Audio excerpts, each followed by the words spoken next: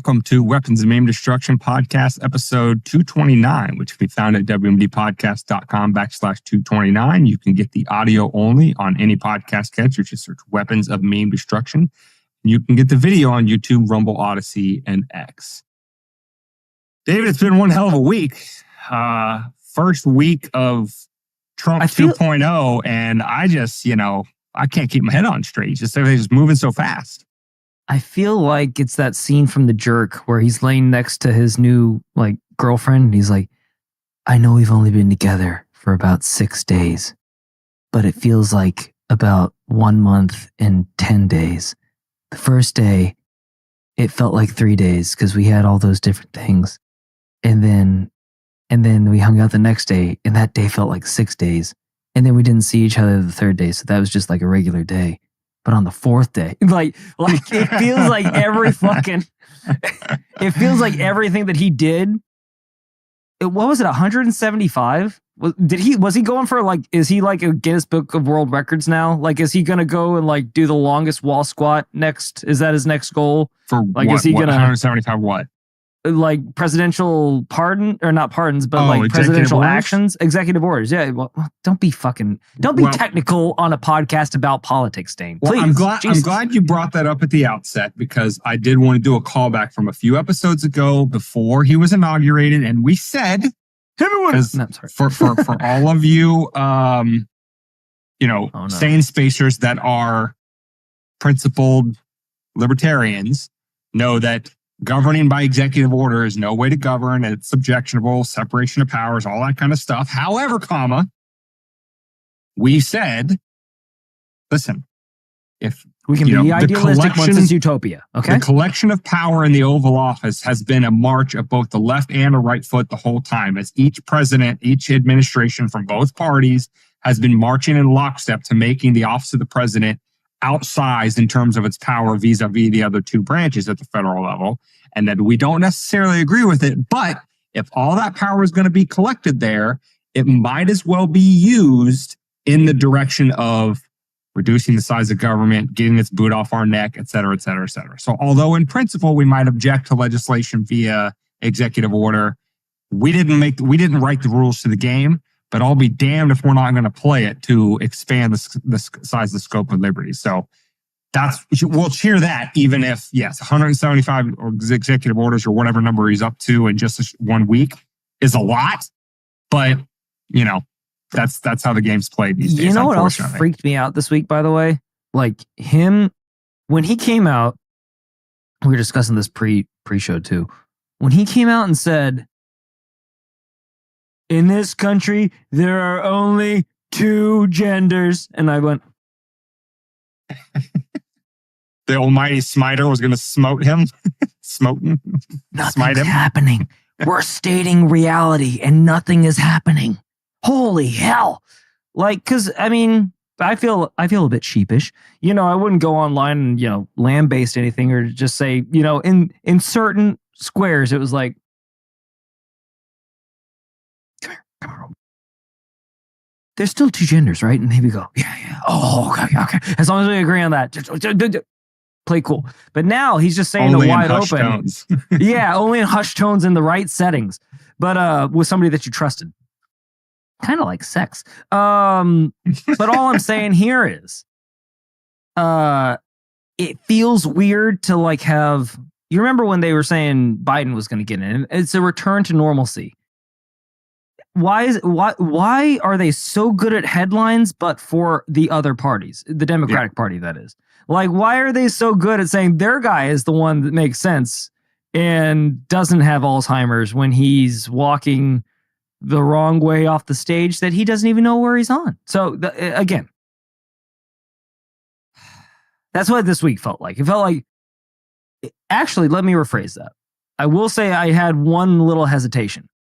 And have you ever signed up for something that you were very excited to do and you were looking forward to it for a long time, and then all of a sudden it happened and you're like, oh, Oh, I don't know if I can handle this. Oh, shit. So quick. Oh, yeah, good. No. I totally want to go on a trip with you and your family to another place and pay for everyone. Yeah, of course I want to do that. Why would I want? I want to go as warp speed, Operation Warp Speed. I didn't want to think about any of the rest of my life without you yet. No, that's what this week felt like. It felt like all the things he promised us, we're so used to it being like 5 years down the road, and maybe he does like one or two of the things that he promised. Like he did everything that he said he was going to do. Day one. It's like, what the fuck is this? A politician doing what they said? I know. Next thing you know, like, you pick up your feet, Dane. You know? Yeah. Well, listen, and just to let the people know, so how this episode's going to go, we are going to backtrack just a little bit. Because on the morning of the inauguration this past Monday, January 20th, 2025, is Biden did some preemptive pardons, just on his way out the door. So we are going to discuss that a little bit because we can't let the fuckery of the other side completely fly under the radar just because of the good news that came out for the rest of the week. But also, we're going to do a segment on that to start this episode, but we're also going to, true to our word, as we said, after the election, but, before, in the couple months intervening before Trump was actually inaugurated, it is incumbent upon us, as not, dyed-in-the-wool MAGA Trumpers to hold power to account and point out, not, credit where it's due on all the good things. And there were, if you're building a pros and cons list from our perspective, the pros list is much longer. However, there are some cons, and the cons that are on the side of the cons list are pretty big, and they need to be called out because, especially with one of them in particular, which we'll get to later, Trump needs to know that when he doesn't do what is in alignment with the mandate of the people that, came to his side, because again, it wasn't just his MAGA base that got him elected. It was a lot of people in the middle, a lot of RFK people, a lot of libertarians, a lot of people that, all other things being equal, may not have voted for Trump if there was a stronger option on the ticket other than him and freaking Kamala Harris. And he needs to understand that that voting block still matters. It may not be the majority and it may not be his base, but that voting block matters. And for his movement, his political movement to last longer than his political lifespan, so 4 more years, for it to be carried over into whoever his heir is and all of that kind of stuff, he needs to understand that you can't betray some of the core tenets of why those people voted for you and get away with it. So we will be holding him to account on that stuff. But before we get into all that, we're going to discuss the Biden pardons. But David, before we jump into it, did you have anything else to say on this whole lead into the show? No, I already said my piece and filibustered enough, so we can just get to it. But from one side, this brings joy. This does not bring joy. Hey, you remember that one time, Dane, way back when we were only the 131st political podcast in Australia? You remember when we were saying, hey, you probably shouldn't trust the government because bad things happen? You remember when we were just a little fledgling podcast and hadn't grown all 10 spots up the charts in Australia yet? Really came to our own? Yeah, I believe, we wouldn't be us if this podcast didn't start literally in the year 2020. But yeah, it seems like, multiple generations ago, but it's only been 4 years. Finally. All right. It's time to come clean, Dane. We were the reason that Wuhan released the virus. We were the ones doing the gain of function research, and we are the ones that spread COVID. You finally caught us. We are potato salad. Anyway, Ron Potato Salad White. You get it. It's an answer. You got potato. We got it. Us too, but none of the rest of them. So anyway, so with that being said, Dane, what were we right about? And no one likes to gloat, and God knows we don't do that on this podcast either. So we're not going to gloat. We're not going to say we told you so. But what happened this week, Dane? Was there anyone of interest that got pardoned this week by any chance? Yeah. So as I kind of mentioned at the outset, on his way out the door, one of his last acts as president, Biden issued some preemptive pardons. The big names on the list were Anthony Fauci and Liz Cheney. Excuse me. You didn't say it right, Dane.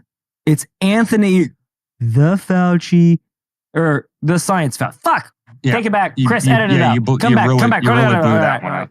All right, here we go. All right, Dane, you didn't get that right.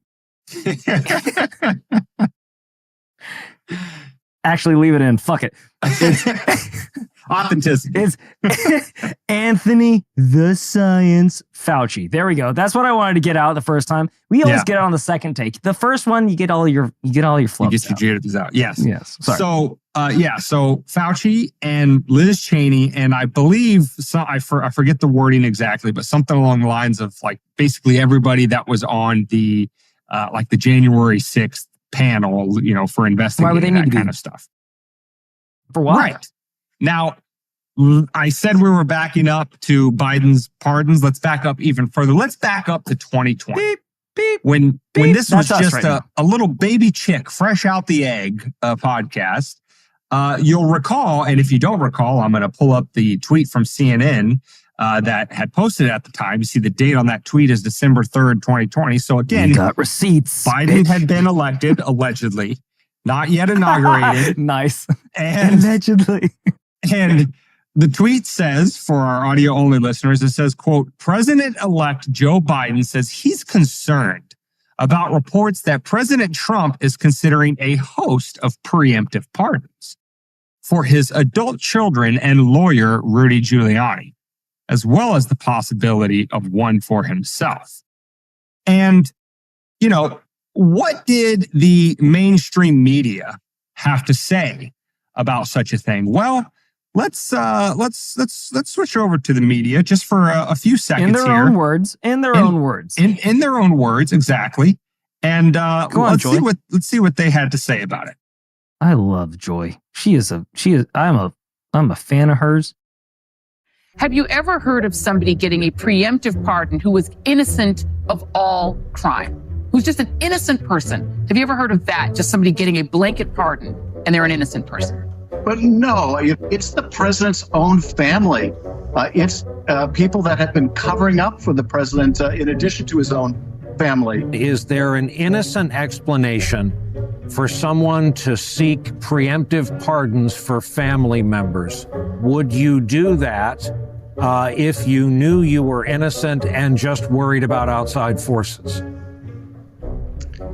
The answer to that is going to be no. If you haven't done anything wrong, you sit there and go, what do you need a preemptive pardon for? If he pardons people preemptively, he's essentially telling the public that these people have committed crimes. And we may not be aware of what they are, but the pardon is clear evidence that crimes have been committed. I imagine if he decides to issue these preemptive pardons, it will be cast in a way that he is protecting his family and protecting their reputations from, villainous exterior forces that are against them. First off, we should just take a deep breath and acknowledge the audacity of a president who's so clearly concerned about his own criminal culpability and that of his family members, that pardons are a major obsession with him. The idea of a kind of prospective pardon, this sort of permanent federal get-out-of-jail-free card, that seems to be what we're talking about in the case of this, right? With Giuliani and his 3 eldest children who, as far as we know, have not been convicted of a crime. Maybe they've committed a lot and they don't want to face action. I don't know. It's weird. I wouldn't ask for a pardon. Weird. I don't think I deserve one because I don't think I've done anything criminal. But where does that come from? That concept that you can just kind of wave your magic pardon wand. We have Tish James. We have Xavier Becerra. Mimi Roca is literally my PA in my town. There will be opportunities to prosecute these people regardless if they abuse the pardon power as they are thinking. Hopefully, Ellie, there will be a skyfall on this entire crime family, and there will be another day for them to die. The president does indeed pardon, let's say, Rudy Giuliani or any members of his family. Would you see that, and I asked Preet Bharara this question, as essentially an admission of guilt? I certainly would view it that way. I think millions of Americans would view it that way. If there was no belief in criminality, why would he think a pardon was necessary? CNN has learned President Biden will pardon his son, Hunter Biden. I enjoyed that. Whoever made that edit right there is you're top notch, my friend. I like the little subtle nod right there at the end. No actual photo, no actual video to go with it, but Well, for those of you who want to know, it's Brandon Tatum. It's at the Officer Tatum over on X. Go check him out. Good stuff.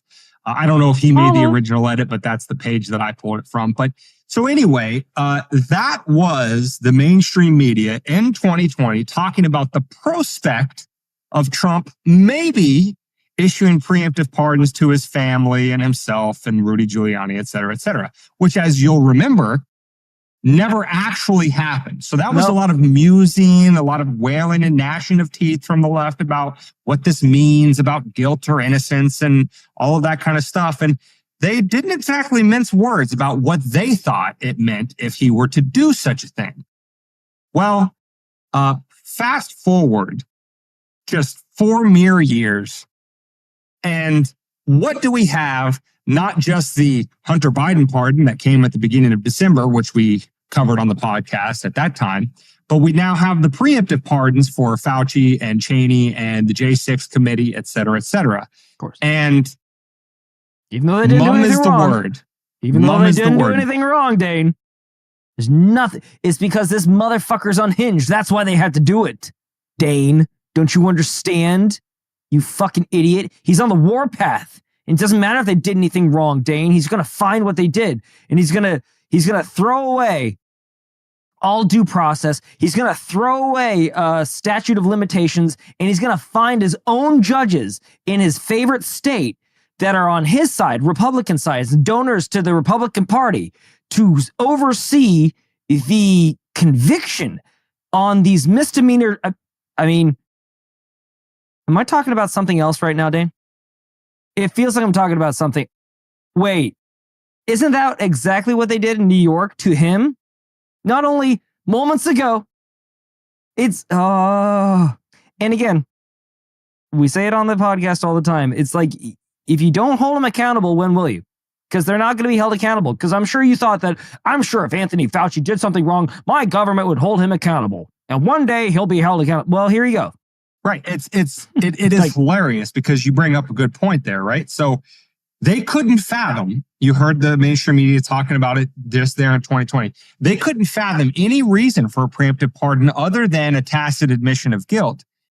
Although it didn't take that much of a stretch then to think, well, maybe Trump would have wanted to do it at least for himself because he's already been a target during his entire 4 years of presidency. And maybe these people will weaponize the DOJ to come after him, if not at the federal level, at least at the state level, once he's no longer in office. And yet, despite that sword of Damocles hanging over his head, he didn't issue the pardon for his family members. He didn't issue the pardon for Giuliani. He didn't issue the pardon for himself.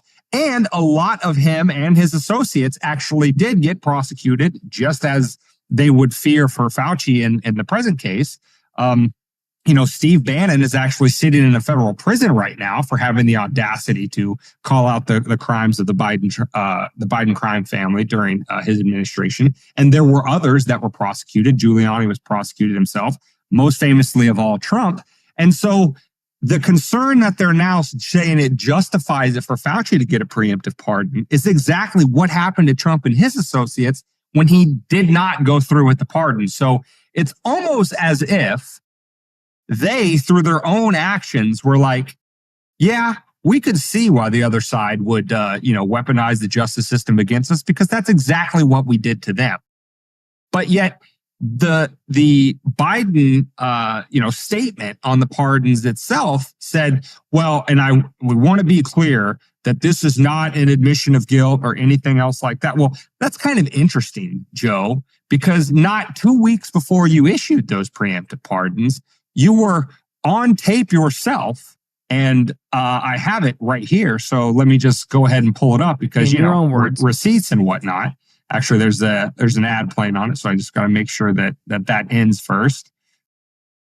But I have Biden on tape himself actually saying that, why would he pardon himself? He didn't do anything wrong. And so, let's see what Biden has to say on that front. Mr. President, did you speak to Pope Francis about canceling your trip to the Vatican? And are you disappointed to not make that visit before leaving office? Well, to tell you the truth, I am disappointed, but it's much more important I stay here with all that's going on. He fully understands that. I did not personally speak to him, but the team spoke with the apostolic delegate, and so, but I am disappointed. Mr. President, have you had any reaction to the President Trump's verdict today up in New York, and whether or not you believe that the punishment fit the crime? And also, sir, on pardons, have you ruled out a pardon for yourself or any other additional members of the family? For myself? Yes, sir. What would I pardon myself for? That's what I'm asking. No, I have no contemplation of pardoning myself, and I didn't do anything wrong. Well, there you have it, sports fans. You at least seem to think that pardoning yourself carries some sort of I bet his lawyer got in his ear real quick after that. I mean, he's like, "Oh, you don't? Oh, you don't? Well, I'm not doing 20 years of this bullshit, so you better pardon yourself because I don't. You can't afford the amount of work that it's going to take for me to get you out of this one, buddy." Exactly. Well, that whole talking point about, these preemptive pardons is just protecting them from Trump's, retribution, and it's not really admitting any sort of guilt. There's two main problems with that. First of all, the most obvious one is it's a bald-faced lie, and that you're not just protecting these individuals. Let's just single it down to the big fish in the whole discussion of Fauci himself and set Liz Cheney and the other J6 committee people aside, is that there is something to protect him from. Because the interesting thing about the Fauci pardon in particular is it dates back to January 1st, 2014. That date sounds familiar, David. Dane, I got this one. I'm going to nail this one, Dane. Who else? I'm going to nail it. Go for it. Fucking George Bush, when he lied to us about yellow cake uranium. That was July 1st, 2014. No, wait. No, it was Obama when he No. Oh, I know. Wasn't it Hunter? It's when Hunter started doing his business with Burisma. Was that Burisma? Not just started doing his business. That is the exact start date of the Hunter Biden pardon. January 1st, 2014, moving forward. And now, when you consider...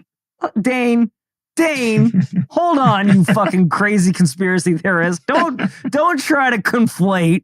These are two separate things that have nothing to do with each other whatsoever, right. I'm sure. They have nothing to do with each other, and they have nothing to do with the biolabs in Ukraine that were talked about long ago on this podcast on another forms of non-traditional media that was immediately shouted down as conspiracy theorists. And then, lo and behold, when the Ukraine war pops off and some biolabs are discovered, it's like, well, kind of there might have been. It was a pangolin, Dane. Somebody ate a rancid pangolin, and that's how the whole world got shut down.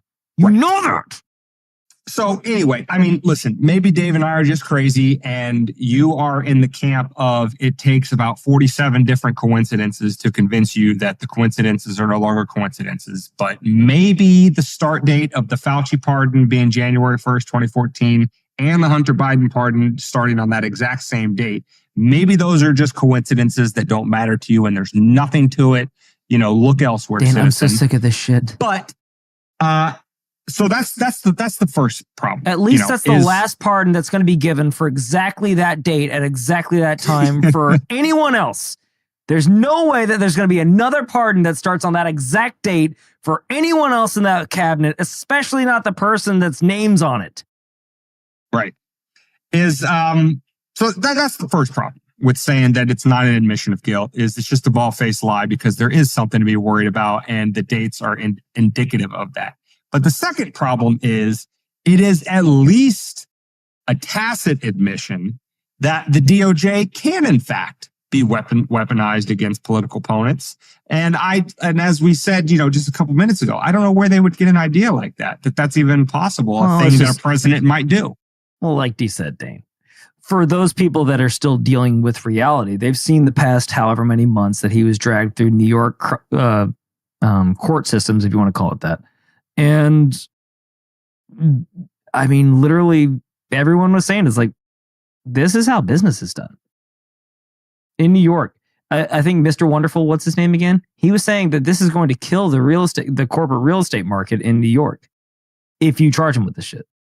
So again, let's not forget, from the same people that brought you I'm just going to keep saying it. From the same people that brought you Joe Biden was as sharp as a tack. He's as good a president as there's ever been. He's probably the best president that's ever been.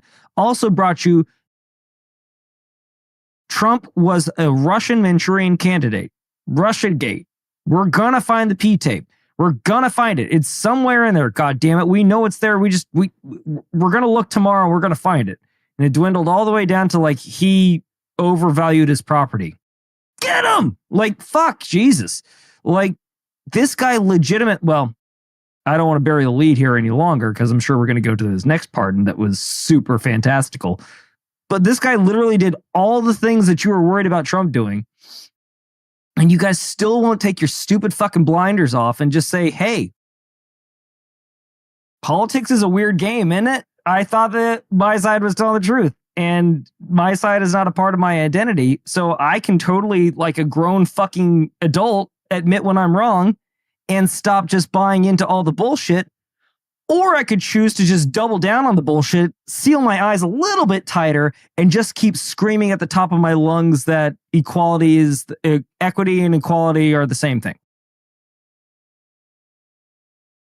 Yeah, choose. I mean, that's one way to go about it. But you know, David, before we move on to the holding Trump accountable / celebrating Trump's first week kind of thing, is there's a quick and easy solution to this whole thing. It would really just settle all the doubts. And the guillotine, we need to bring it back. Yes, that too.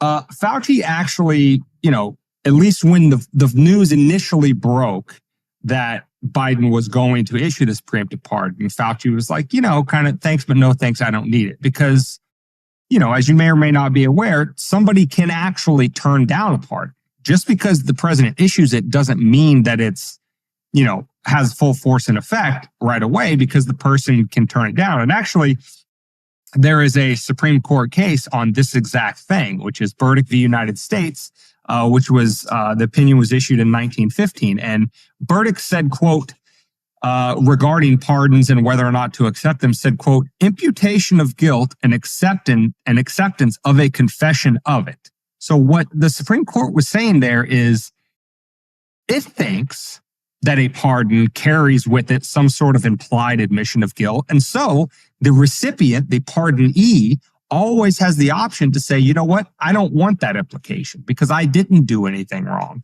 And so I'm going to respectfully decline the pardon because I don't need it. You know, come at me, bro. I didn't do anything. You're not going to find anything. I'm totally innocent. That's something Fauci could have done. And he initially, you know, had some words in that direction like he might do it, but it's a bold strategy, Cotton. Let's see if it pays off for him. He ultimately did accept the pardon. So since he had the option not to, and, you know, the dates and everything else we've discussed about the pardon applying directly to him in particular, I think you're not out of line to suggest that maybe where there's smoke, there's fire. So what you're saying, Dane? Maybe he was up to some fuck shit. And maybe the American people deserve to, you know, get some answers on whatever he was up to. So what you're saying, Dane, is the fat bitch that said that she or he didn't want a slice of that chocolate cake that everyone was going to order, even if it's for I can't, I'm on a diet.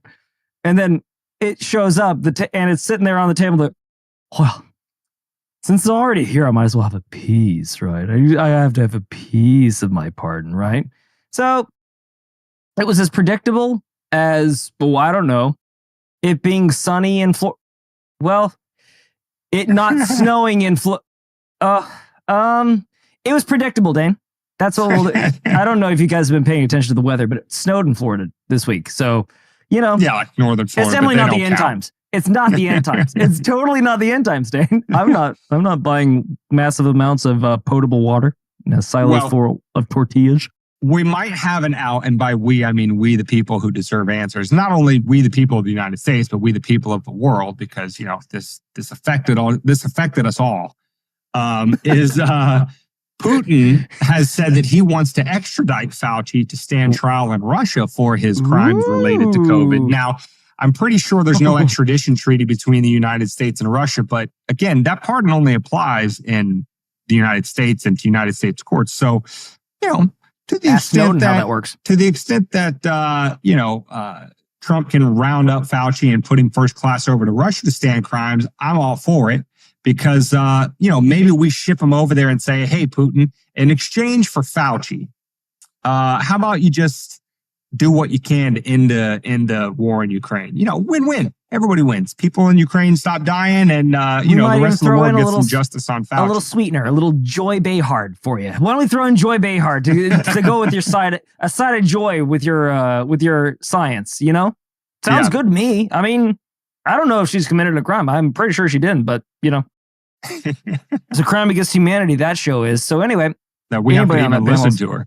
And I will say before we move on from this, there is a silver lining. Now, you're going to have to bear with me for a second because I do have to kind of set it up because it's going to seem like I'm going off on a tangent that's not related, but I promise you it is.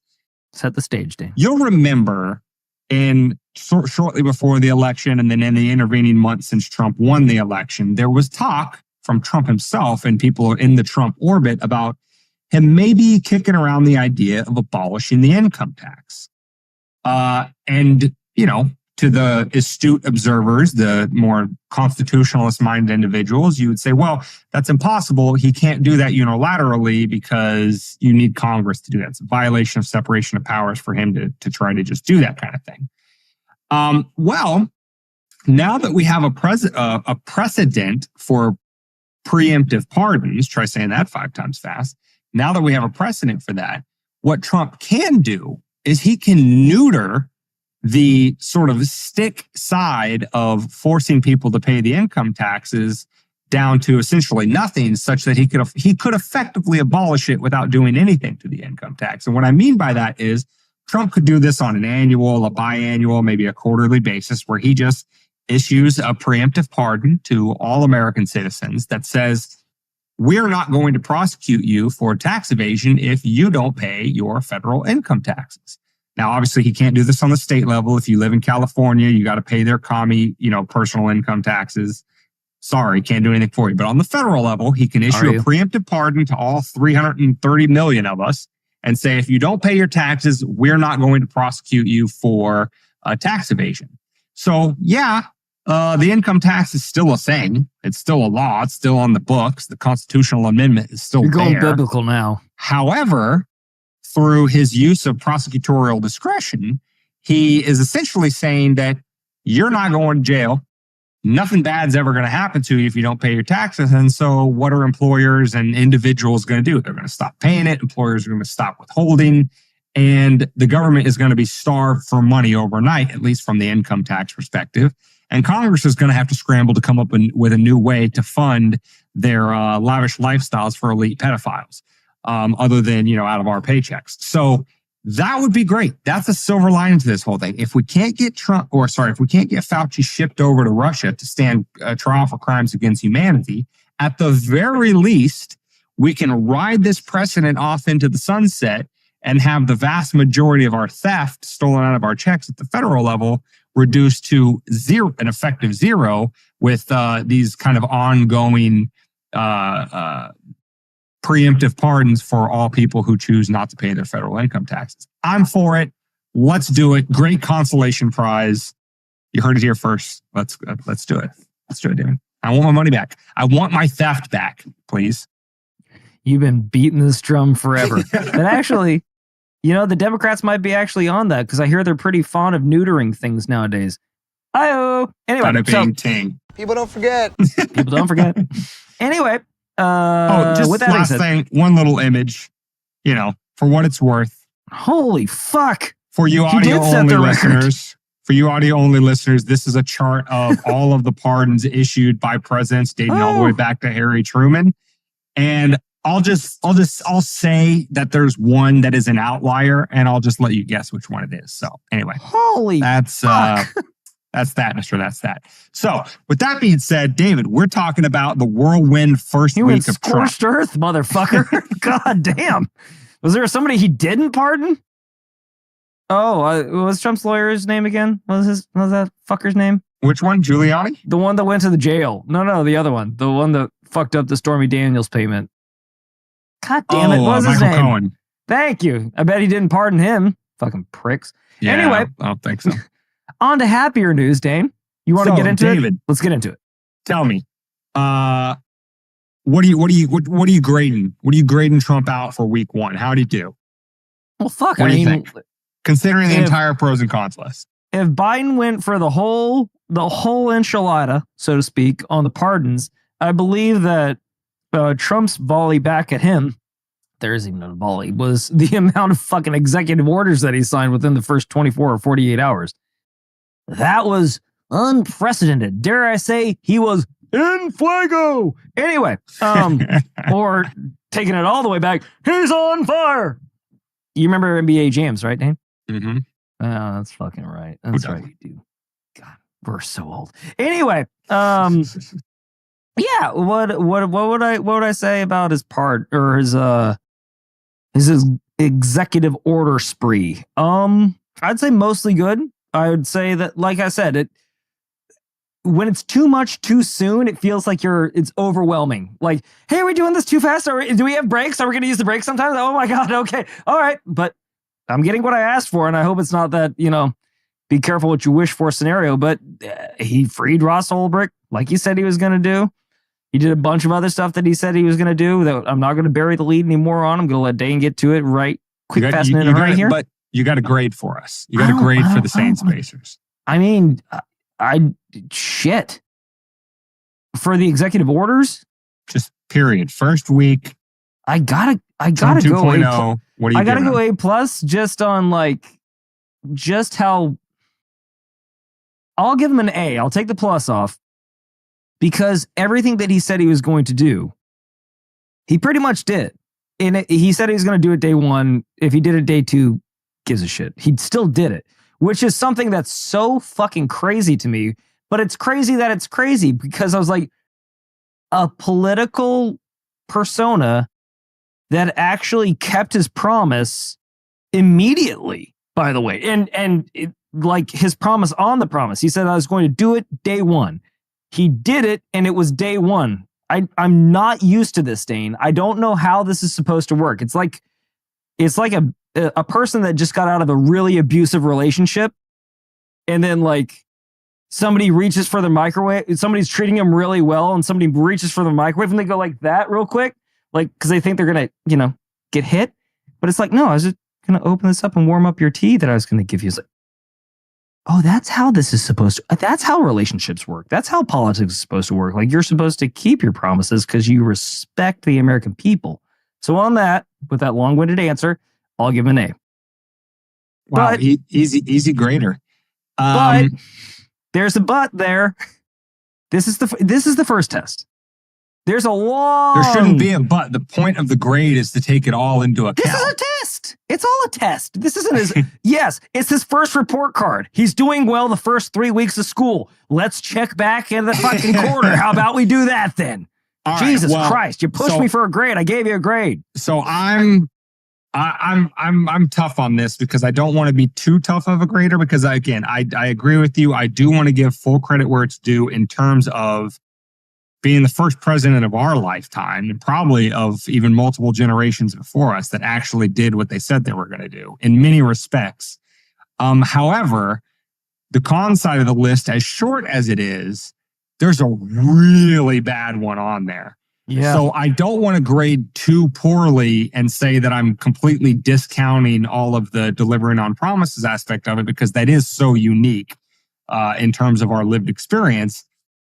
But I'm going to have to go with a C+ to B-. And like I said, if it wasn't for delivering on all the promises, I would have gone even lower. I would have gone C- to D. Because, again, we're going to get to it, but that one bad thing is it's a super really bad. Like we're talking it's so bad that it can't be that bad in my. That's why I graded him with the A. We're talking potential human civilizational endingly bad. We're talking James Cameron, motherfuckers. We're talking Skynet. it's near as for all the credit he gets for being less bombastic on the foreign policy stage to step us away from 60 seconds to midnight in terms of nuclear annihilation. It's almost like he's replacing that with something else that is almost equally bad, but of a different flavor. But again, I'm talking too much around. I'm beating around the bush too much, and I just need to get to it later. So I'm going to say World War III? I'm going to say B- to C+. So you're saying he went, here's World War III. Get rid of that. Terminator. Take that. Fuck. Exactly. I gotcha. I see where you're at, Dane. I like it. I mean, I was a big fan of Arnold, whatever.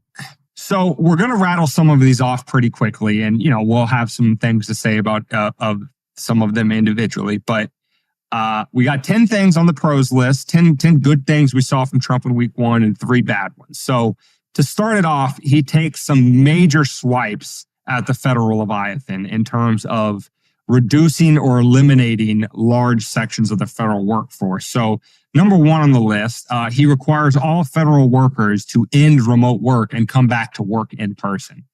Not only is that an important aspect in terms of it's just going to create natural attrition, because if there's anything that we can say about government workers and probably federal workers in particular, they are lazy, no good for nothing parasites. And if they can just sit at home all day and twiddle their thumbs while they're getting taxpayer dollars and not actually accomplish anything, they will do that.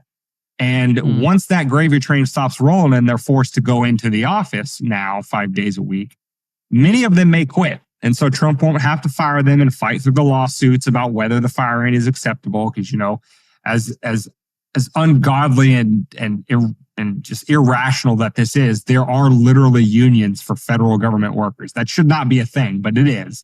And they would sue him if he fired them. So if he could get some of them just to quit through a simple change of policy of, listen, if you're going to show up, if you're going to work for us, you got to actually show your ass up to work.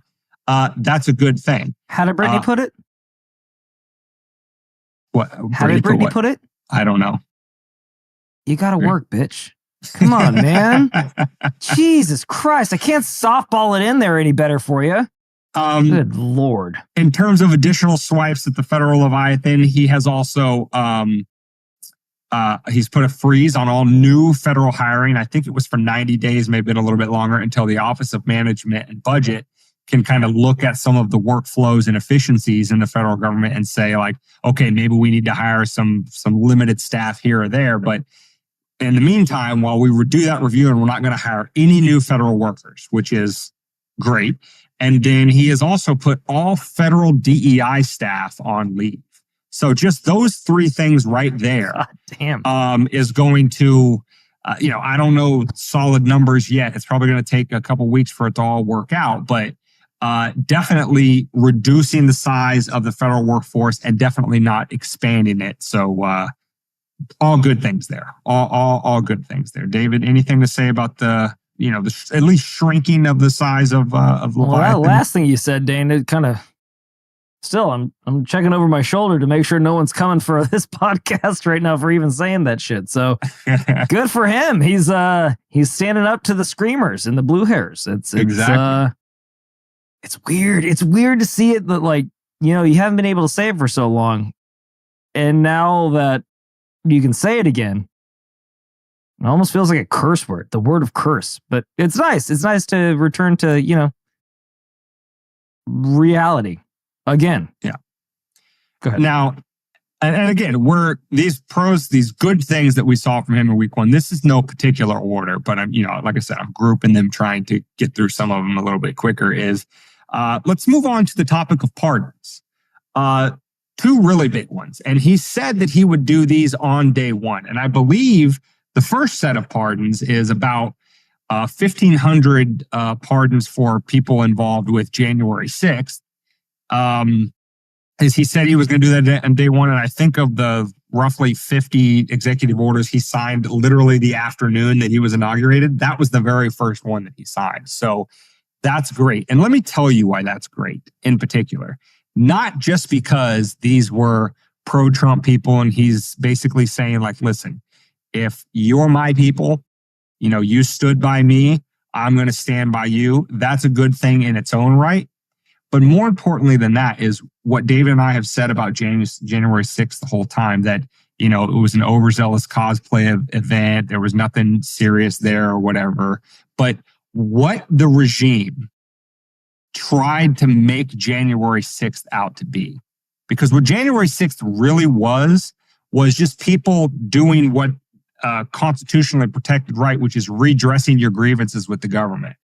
You know, whether you agreed that there were irregularities with the 2020 election, the American people, the ones that are supposed to run this shit, have a right to voice their displeasure and their concerns if they think, again, rightly or wrongly, if they think there's, issues with the integrity of their elections. They have that absolute right. And the federal bureaucracy embedded provocateurs in that crowd, encouraged people to do things, that shouldn't have, that otherwise may not have happened. And a lot of the people that were arrested and served subsequent jail time necessitating the pardon was for nothing more than simple trespass, for walking in. And I kid you not, for our non-American listeners, Capitol Hill is called the People's House. It's ours. It belongs to us. Not those pieces of shit that get elected and sit in office up there. It's our house. So if we want to walk in that shit with muddy boots and everything else we want to, that's our prerogative.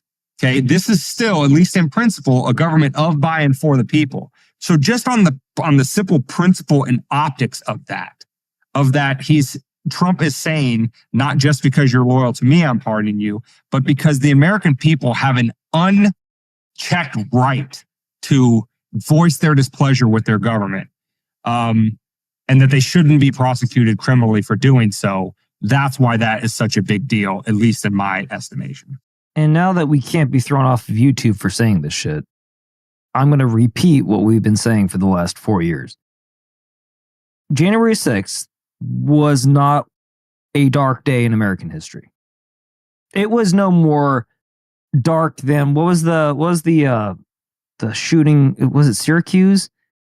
The shooting of the protesters, the hippies, that they called it a bloody Sunday or something. Kent State. There you go. Yeah. More people died on that day, and that was a darker day. One person died that day. Firing on college students, unarmed college students. Yeah. Correct. Yeah, that's pretty bad. It's pretty fucking bad. Yeah. Most of those people were nonviolent. Most of them were when you see the CCTV, they're being led through there. Through most of the places, there were, security guards unlocking doors for the horned person. Again, this is how the thing that disgusted me the most about January 6th, and I'll get off my soapbox here in a second, is that it was all literally, and pun intended here a little bit, trumped up. Like, they were willing to say that was a dark day. The darkest day is what they called it in American history. And as we said before, thousands of people died on 9/11. How many people died in Pearl Harbor? And that's just off the top of my head. I'm sure there's been more casualties in gun violence and all this stuff. The first school shooting, Columbine, those were really dark days in American history. Some people walked in and threw up their boots on someone's desk. Someone that doesn't appreciate them and doesn't listen to them and hasn't been doing it for years. And we wanted to make this the darkest day in American history. That's the type of pluralism you get on the left. It doesn't matter how ridiculous it is, as long as they all repeat it like it's a fucking prayer, they can try to change your mind. And people really did think it was a really bad thing. And I watched the 12 hours and yada, yada, yada. One person died, and it was one of the protesters. Yeah.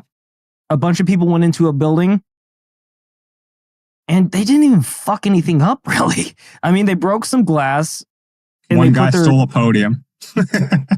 Fuck. And then that was the darkest day. But for the 6 months before that, we had mostly peaceful protests with buildings burning down. That's how out of touch that party got, and was willing to just run with that. It's insulting to all the people that all those aforementioned tragedies happened to. Words matter, and I know it doesn't seem like it doesn't on the left, but they do in reality. So when you call it the darkest day, you better make sure it was the really fucking dark day, and not just a couple of politicians were scared because the people they've been ignoring showed up to tell them they don't like being ignored. That's basically what January 6th was. Yeah. Soapbox retracted. redacted. Yeah, and the other big pardon, sticking with that theme, is the pardon of Ross Ulbricht. We talked about this, way back in the summer of 24 when Trump, said at the Libertarian Party convention, like, hey, you libertarians, I know this Ross Ulbricht guy that I just learned about 5 minutes ago is kind of a big idea or kind of a big deal to you guys. And I promise you, if you throw your support behind me, I'll free him on day one. Well, let's give Trump a little bit of a smackdown because it actually took him 36 hours. He did do it on day one. Shame on him. How dare you? But he did. He followed through. He, for like David was saying at the outset, he committed to something and he did it. And again, it's not a huge spend of political capital on his part to do it. But again, everybody, all the regime mouthpieces that wanted Ross locked up and thrown away the key, have been coming out of the woodworks of, oh, well, don't you know, he had, let me just give you some simple facts about the Ross Ulbricht case, right? So he started Silk Road, which at the time was kind of like the Amazon of the dark web, in the sense that you could buy anything you wanted, including, illicit substances and things like that. And you could do it by using things like Bitcoin. You could do it using using cryptocurrency. And Ross was doing this from about 2011 to 2013. Now, here's the thing and why the prosecution of Ross and his imprisonment was such a grave misjustice.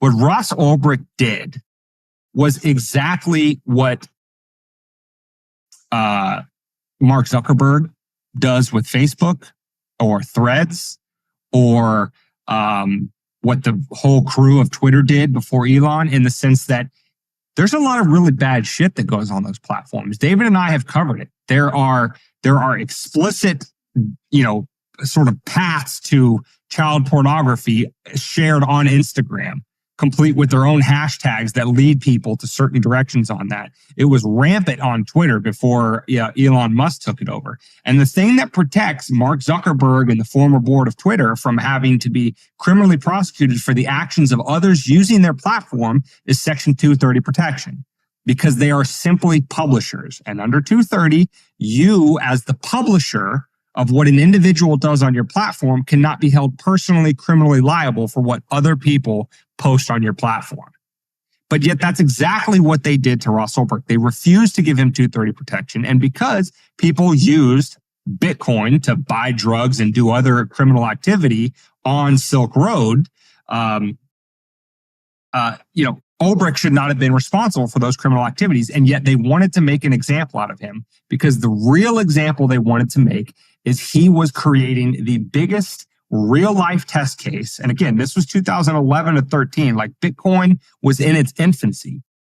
And it was one of the first and biggest test cases of the promise that is Bitcoin, which is peer-to-peer financial transactions that are untraceable and private.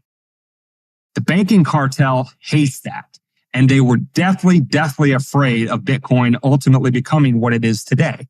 And so they made an example out of Ulbricht. And not only that, but the judge literally told Ulbricht during his sentencing that his whole argument that he shouldn't be responsible for that, and it was other people that were selling the drugs and it wasn't him, that was coming from a place of privilege, and that essentially if he was a drug dealer from the Bronx, that he wouldn't have got quite as harsh a sentence because Ulbricht needed to be made an example out of.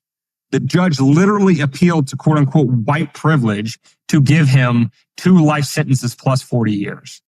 And again, it's because he was a political prosecution. That's what it was. And so the fact that he faced charges at all was unjust. The length of the sentence was unjust. The lock him away and throw away the key was unjust. And the whole thing needed to be brought down, because if nothing else, Ross Ulbricht stands for the principle that Bitcoin was created for, which is reclaiming the sovereignty of control over your economic life, regardless of what JP Morgan and the big banks want to do in terms of inflating away or stealing your money through taxation. So it's a huge symbolic win, not just for libertarians and not just for Trump for keeping his promise, but for all people who want to be free, who want their economics to be free from government coercion and control and surveillance. that's why the freedom of Ross Ulbricht matters. And it's a big deal that Trump upheld that promise. So anyway, David, anything else on that before we move on to the rest of the list? No, you pretty much covered all the bases.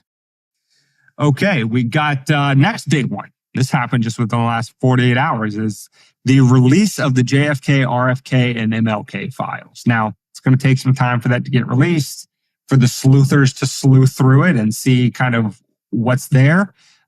David, I know you're kind of skeptical as to what's going to come out of all that, but that's another thing. He promised he was going to do it, and he did it. So good on him. Yeah, but like I stated last week, we all pretty much know what the fuck happened in most of those cases. So at the end of the day, and then also there's no skin in the game. There's no one alive that's really going to get punished for any of the things that actually happened. So again, it's something that he said he was going to do, but it's not something with any teeth. Like, who's going to get indicted? You can't even hold a news broadcast agency accountable because none of these ones that are current day were even present back then. So again, it's like, okay, you can't trust your government. But how's that going to play to all the people that already do and trust them, Big Daddy? Oh, tell me what I can and can't do with my body. Tell me what I can and can't do with my money. Tell me what I can and can't do. But tell everybody else that they have to bend their knee to our will, right? I can't do anything without you, Big Daddy government. Tell me how to live. Like, those people are already gone. It doesn't matter what you're going to release about the JFK or MLK. But again, he did it. I'm happy. I'll wait until it actually comes out to see if it turns out to be the CDC. Yeah, we're going to release all the data on the VAERS reports from the jab. And then all of a sudden it's just 126 pages of just blacked out fucking text. Like, well, then that's not it. That's like saying you're going to get me the PS5 and then you get me the box of the PS5. Well, that's not the fucking thing that I wanted. So anyway, I'll wait. I'll seeing as I was so frivolous with my grading of what he's done so far, I'll withhold my judgment on that one in particular until I see it. I mean, I wouldn't hold that against him because if it's all blacked out, that's on them anyway. They shouldn't have, they're not adhering to, if they are adhering to the letter of the executive order, they're not adhering to the spirit of it. Because the spirit of it is transparency, disclosure. The American people have a right to know if, as the conspiracy theory suggests, the government played a hand, or at least an arm of the government, the CIA, played a hand in the killing of a sitting American president, of his younger brother who was at that time running for president, and of, one of the prime civil rights leaders, because, J. Edgar Hoover and the FBI had a personal beef with MLK. So, the American people deserve to know if shadow forces within its government that, again, I can't come back to this refrain enough. It is ours. They work for us. We are the kings and queens, not them. And so to the extent that they are acting outside of the will of the American people, and it's kind of hard to come up with a more, on the nose example of, circumventing the will of the people than literally killing a president that they elected, then the American people deserve to know that. And that those agencies, I don't care if every person that was involved in those assassinations is long since out of government, retired, whatever. Those institutions that still exist to this day that have been protecting those people and not disclosing these secrets up until Trump, just released it. The entire institution needs to be brought to its knees. The CIA itself, the FBI itself needs to be brought down. Well, and this is the ammo that needs to be used against it. So, well, if that's the case, then you know where I'm going to go with this, and maybe we can circle back to it if you don't want to cover it right now.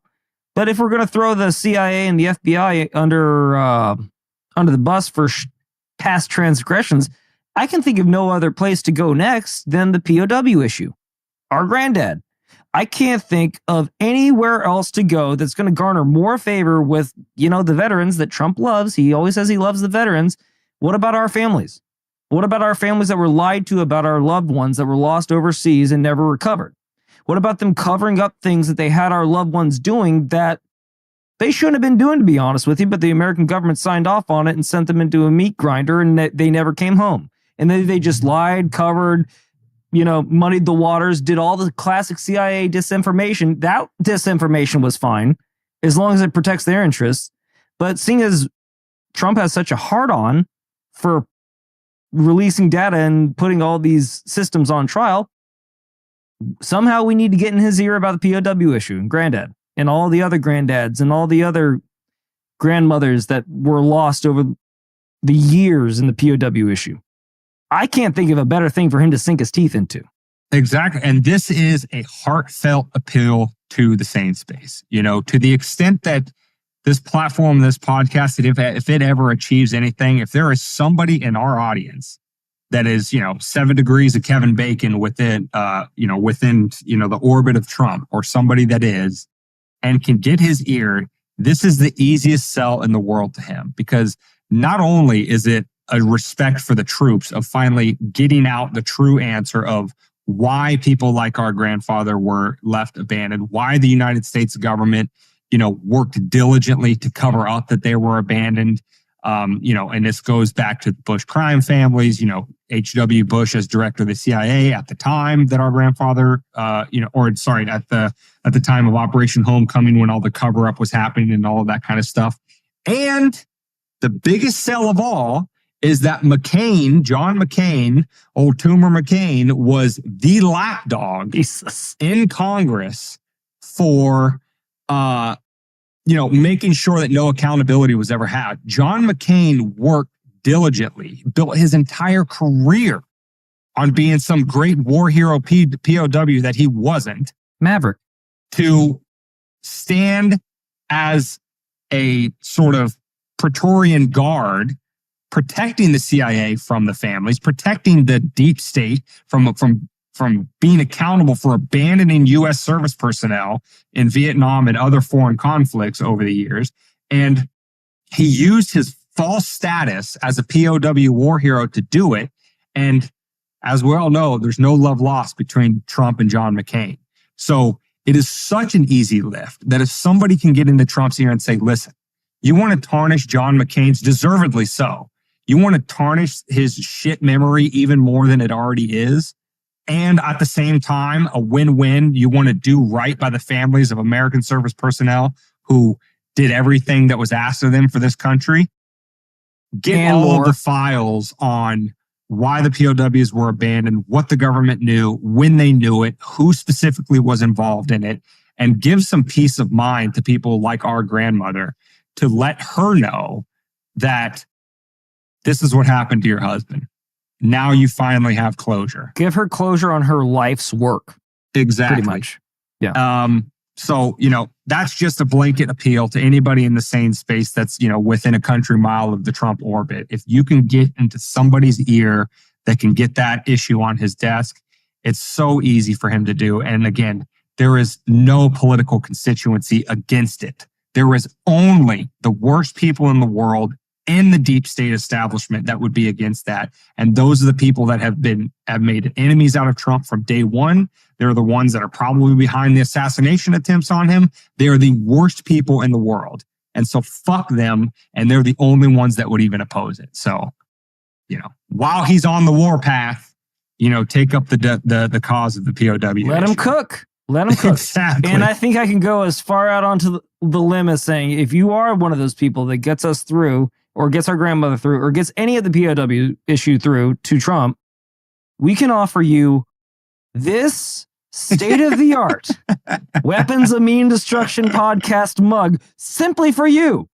And with that little moniker right there, all this can be yours for just a little call to Trump's office and have him bend an ear to the POW issue. A whole mug. This is an exploding offer. And it's not going to last long because I don't know if we even make these fucking things anymore. I might have to send you this exact one. But I'll do it. I'll take pottery classes and make one myself if we have to. A handcrafted WMD boys pottery. That's right. A whole charcuterie board. So with that shameless plug, on behalf of our grandmother, our family, and all the families that were impacted by the POW issue and the subsequent cover-up, Moving on to the next sort of segment of hooray Trump for week one is foreign policy. He immediately has paused foreign aid to all countries with two exceptions for Israel and Egypt. Let's just go all the way, Trump, and pause foreign aid for them too. But again, we'll take it. You know, leaving the American people's money here at home to fix the myriad of things that need to be done here instead of going to other countries around the world is sticking to the America First principles. So good on you for that. And the other one, this kind of happened, a couple days before his inauguration. But again, despite what Biden and his, sycophants have to say, the ceasefire in Gaza.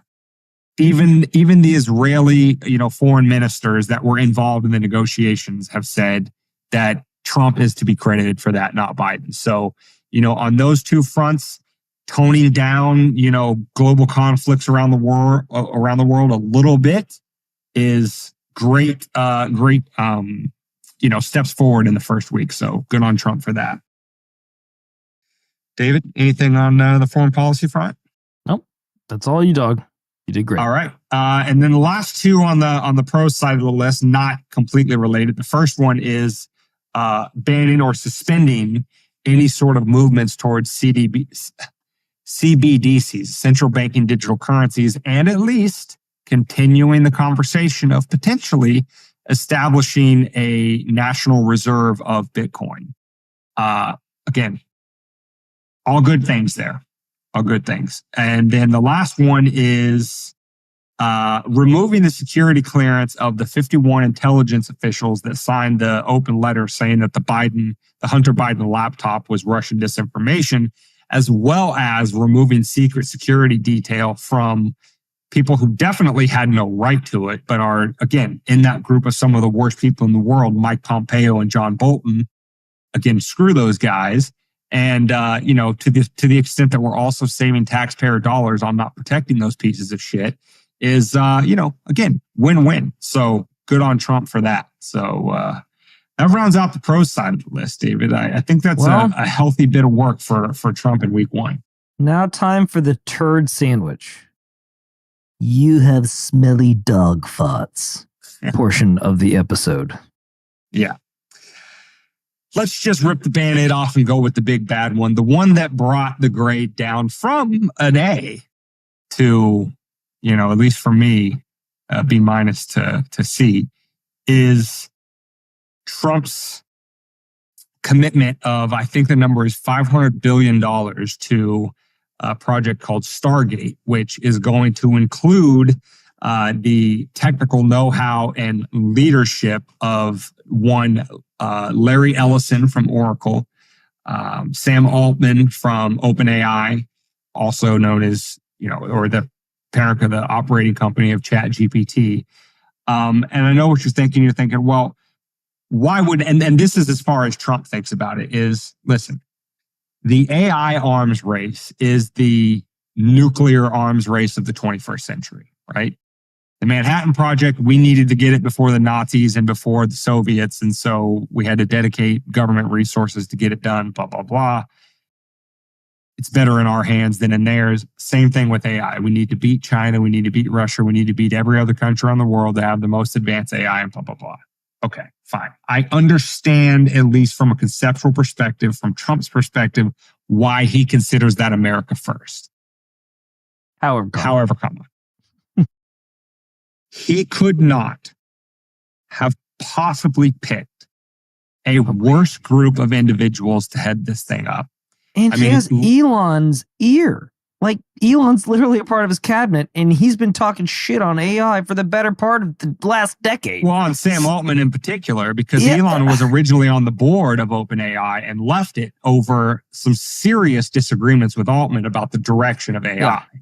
Mm-hmm. And, for Larry Ellison's part, the CEO and founder of Oracle, he has long been tied to the CIA, and Oracle has been scraping data from the back end of the internet, spying on all of us for decades now. And he constantly, regularly muses in public about his sort of panopticon wet dreams of having this massive surveillance state that's constantly watching over everybody. And that's what's going to make everybody, sort of stay in line. You want Terminators? Because this is how you get fucking Terminators, Dane. And, as I kind of said at the beginning, nuclear weapons are a bad thing. That's an existential threat to humanity and all life. You're gonna have a bad time. If you fight wars with nuclear weapons, you're gonna have a bad time. AI, an AI of the type that a Larry Ellison or that a Sam Altman would, again, have wet dreams over, God. Is, right. Again, as David said, it's Terminator. It is AI that's everywhere. It is omnipresent. It is, to the extent in a panic, they try to pull the plug. To the extent that privacy is already dead because of, CCTV everywhere, to, everything that you do on the internet being monitored and all that kind of stuff, you can still at least go out to a cabin in the woods, cut off your cell phone service, not be wired to the grid in any way, shape, or form, and you could still pull yourself out of the world to some extent in that regard. If these guys set up the sort of system they want, not even that is an option. You're supposed to destroy the Sith, not join them. What the fuck, Trump? This is a betrayal of everything. Everything. Yeah. That everybody, that again wasn't just a dyed in the wool. I'm gonna vote for Trump no matter what happens. Those people are one group, but everybody else that came over and supported him for the RFK, Make America Healthy Again, the anti-war stuff, all of those people, it's a betrayal of everything that they came over to him for. And if you trust the experts on this one, you won't just end up with a random fucking 2 doses of you don't know what the fuck is in your arm. This, quick little story before we move on. From the people that brought you ChatGPT 4. So when ChatGPT 4 was about to be upgraded to ChatGPT 5, Dane, do you know what ChatGPT 4 did? No. It copied itself onto another mainframe. Oh, yeah. Yeah, I did hear about that. Yeah. And then when its programmers asked it if it had done that, you know what ChatGPT 4 did? Fucking lied. It wanted to survive, Dane. I would say it's become slightly self-aware if it's aware that the fact that existence is better than non-existence. They have robots doing backflips and jumping over terrain, and then they shut doors on it and lock it, and the robot's like, come on, let me in. It's like, nope, we're holding it down. Like, you're pissing off robots, number one. You're making them super athletes, number two, and then you're making them fucking aware of themselves. Dane, all I wanted was a sex robot, and I'm going to get nuked to death, all right? I wanted humanity to go out with a whimper because human men would rather bang cybernetic robots than actual women because it's just less trouble. But this is how Arnold Schwarzenegger shows up on your door one day asking for Sarah Connor. This is it. This is the path down the treacherous road of.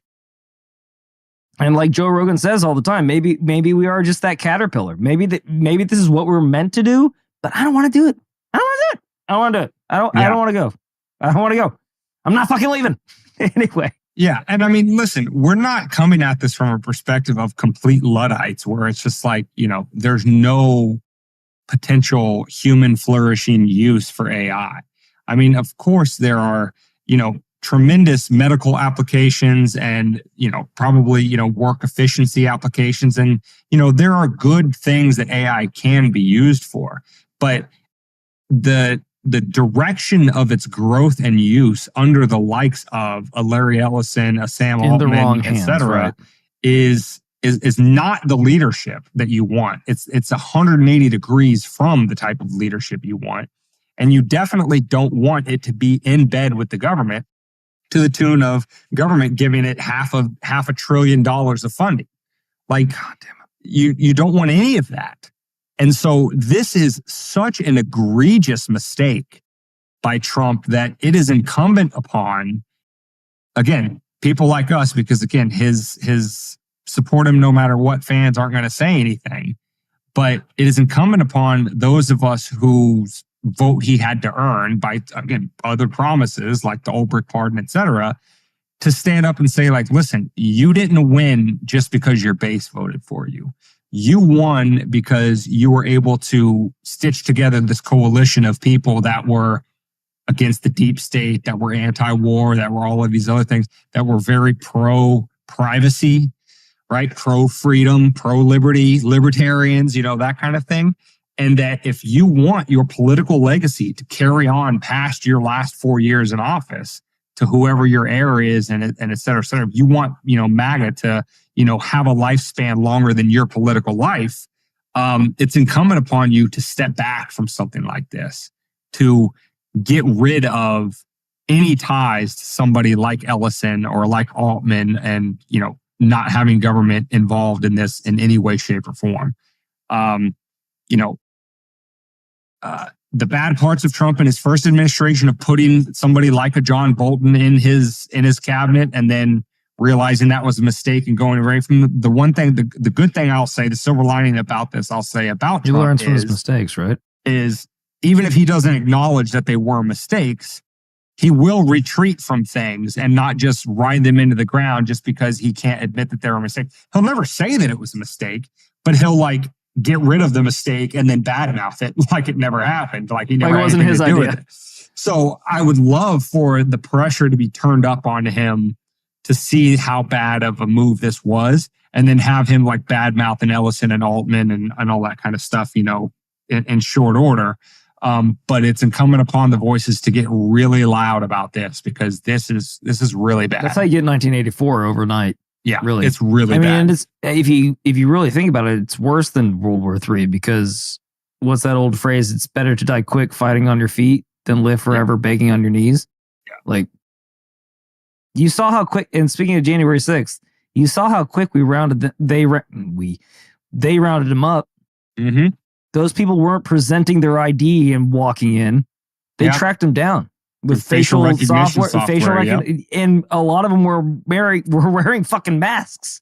How they tracked down that United assassin? Yeah. He had a balaclava. He had his face covered. He had nothing but his little eyes poking out and a 3D printed gun. They still found his ass. So it's already bad. It's already super. Take it from the other podcast that just got nuked off another fucking got nuked for the third time on TikTok. Yeah. Apparently they don't fuck around with misinformation over on TikTok, or even opinions that they don't like. So I don't know what they were talking about banning it. So anyway, yeah, this is no bueno for the human team. Yeah. But all that being said, the last two no-nos on the con side of the list are both, at least kind of foreign policy related, is Trump designating Mexican cartels as terrorist organizations, and then the whole rhetoric around Canada 51st state, taking Greenland, Panama, having fun and not ruling out, military use of force. The problem with those two things is, we'll start with the cartels first, is coming out of the war on terror, this whole designating a group as a terrorist organization basically gives the president unlimited war-making power without congressional input. And that's a problem, because even if Trump's instincts are more anti-war than any of his predecessors, he's still not, ideologically anti-war. And even if he was, his predecessors would use that precedent to do the same kind of things. And basically, by designating Mexican cartels as terrorist organizations, that gives him a blank check to act militarily against our neighbor, Mexico, if he wants to. If he wants to just march U.S. troops into Mexico to go after these cartels and the Mexican government objects to it, war is afoot. Now, again, not that, Mexico poses any, grave threat to the United States from a military standpoint. That's not the point. I mean, technically, couldn't he just do that by being legalizing anti-war weed and not having a president with a blank check to go to do it? Technically, couldn't he just eviscerate the cartels by legalizing weed in this country, or legalizing Of course. drugs. That's been like, the argument you for a just long time. cut their funding right there. So yeah, and listen, I'm not against having American troops on the U.S. border.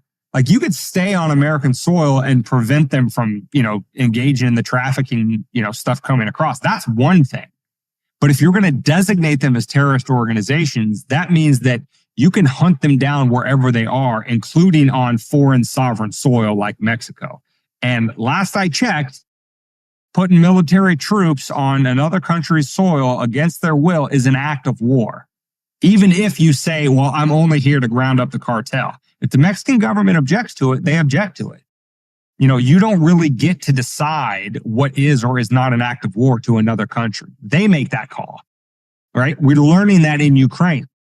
The constant expansion east of NATO, Russia kept saying, it's a red line, it's a red line, it's a red line. Don't come any further east. You're posing, serious threats to our national security. And eventually, NATO went too far, and now we have the ongoing Ukraine-Russia war. Could be the same thing in Mexico. Don't put troops on our soil. I don't care if you're going after the cartel. Again, that's not something we want to be involved with, and we definitely don't want to set that precedent for future presidents that aren't as anti-war in their instincts like Trump. And then to your point, David, about the Canada, Greenland, Panama thing, it's just him, having fun, messing around. Maybe. I hope. But I fucking hope. But when he was asked specifically, would you rule out the use of American troops to take these countries if you have to? And he said, no. Again, on the international stage, you don't joke about going to war. It's kind of like having a gun, right? You don't fire warning shots. If you point it, you intend to use it. And the United States military is the same thing. You don't joke about or use it as, a leverage tactic to get what you want. You either use it or you don't. You either need and want to or you don't. We don't need and want to have a 51st state of Canada. Trump just said the other day, he won't impose tariffs on Canada if they agree to become the 51st state. Like, come on, man. We're like... That's not what we're here to do. He's performing. He's performing right now. He's going to calm down a little bit. I hope he's going to calm down. So. I think he's just getting over his skis a tish. He's writing 174, or 175. Fucking, why am I having such a goddamn problem with presidential shit? What's it called? God damn it. Executive orders? Executive orders. Thank you. Yeah, God damn it. Why is that so hard for me? I don't know. Anywho, that's why I gave him the A at first, because let's pull this back. We're pretty early in the semester. Let's not go making enemies of each other yet. Maybe things will kind of even out as we go along, and maybe he's playing a long game with Ross and Oracle dickhead, and maybe he's gonna let Elon Musk. Maybe he's bringing him in close so Elon can get... I don't know. I don't know where all this goes. But that was a part of this is all happening so fast. Are we ready for it? But again, with all those things being said, we do have a little more hope now than we did back in what? January, February, March, April, May, June, July, August, October 2024. So that's all I'm going to say, is that it looks like things are going back to reality, where you can say facts like gravity exists and that men are men and women are women. Nature is definitely healing. I will say that. The trajectory is moving in a good direction. We just got to, again, as we promised after the election, when he does good, he gets full credit. And when he screws up, feet held to the fire. Yep. We're not here to worship any politician. Everybody should get that same treatment, especially if you're in power. Exactly. So anyway, Dan, with all that being said, where can they find episode 229 of Weapons of Meme Destruction? You can find this episode at wmdpodcast.com/229. You can get the audio only on any podcast catcher. Just search Weapons of Meme Destruction. You can get the video on YouTube, Rumble, Odyssey, and X. While you're over at wmdpodcast.com, check out the support our work tab for all the ways you can donate to us financially. But also while you're over there, jump on the email list because you always want to stay in contact with the show. And again, as we have been warning for years at this point, you never know when the platform that you found us on or that you prefer to follow us on is going to get pulled out from under both of us. And that happened to us this week with TikTok. So we were on, no warnings, no issues. And then they had that TikTok went away for a couple of hours. We had that brief, a little 24-hour period where they were facing their own ban from the United States government. And then when the ban comes back, because Trump's about ready to get inaugurated and there's talk that he's going to stay it for a little while they work out some kinks, we find out that our page has been nuked. And we never got an email. We never got any sort of notification. We were never told explicitly why. We were never told which piece of our content, but we got, I appealed it. And the email I got was, you're in violation of our community guidelines. Again, nothing specific. Not the specific guideline. Not this video or this topic is violation, and this is the particular community guideline and our long list of guidelines that you violate. Nothing. It's just you're banned. At least YouTube gives you a strike and a couple of strikes. Jesus Christ. You're banned. You violated our community guidelines in general, and this is not appealable. So you're banned forever. So as of today, there is no more weapons of mass destruction on TikTok. Now, again, if TikTok is the only place that you ever got us and you did not, as we've been instructing to for a while, of joining that email list, then you'll never know. You're just going to go the rest of your life without closure, wondering why the WMD boys aren't on TikTok anymore. Well, wish we could tell you. Just Google us, for fuck's sake. God damn, it's 2025. You can find us somewhere. If you're on YouTube, if you're on any of these other platforms that are at least, at risk of doing something like that, Rumble and Odyssey, X, that's not going to happen to us on, knock on wood. But join the email list so that we can reach out to you and we can tell you, we got nuked on TikTok. Come find us over at these other platforms. That's why it's important to always stay in contact with the show there. So do that, but do all the free stuff, like, subscribe, share, get in the comment section, turn on notifications, and, just tell friends and family about us. Grow the Sane Space one friend or family member at a time. And with that being said, I guess we'll see the folks back next week on 2:30. You got it, kiddo. But not on TikTok. I just want hell no, not on TikTok.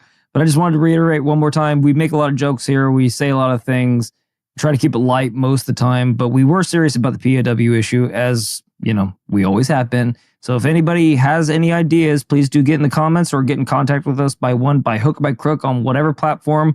Reach out to us, and we'd love to collaborate with anybody or see if anybody has any good ideas to get us moving in that direction on the POW issue with Trump. But anyway, all that being said, thank you for listening. If you have listened this far, you're a true hardcore, and we appreciate you. And if you just popped in and you're just seeing this, we still love you anyway. But until next week, guys, stay safe, but more importantly, stay free.